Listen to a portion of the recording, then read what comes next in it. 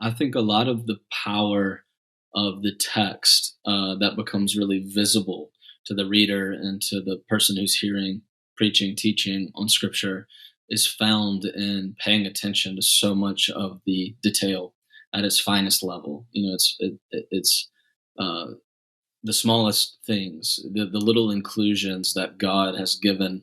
You know, ending the book of Jonah by saying, "And much cattle."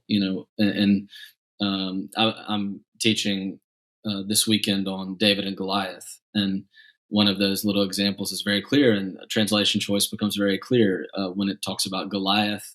The Hebrew word that gets used is a word for scales, like serpent scales, to describe his armor. So you can translate it very literally and say that he was wearing scales, uh, describing him as a snake. And lots of translations just use armor, heavy armor. But there's a clear connection there being made to the serpent in Genesis 3. And, that's where, to me, being as precise as possible becomes so important. But at the same Then the preacher, as a hermeneut and as an exegete, as an expositor, also has a distinct role in how we're thinking about scripture, because you're there to dig into those texts and be able to highlight things like that Goliath represents those in the line of the serpent and not in the line of Eve, and you've got the proto-evangelium being lived out between David and Goliath.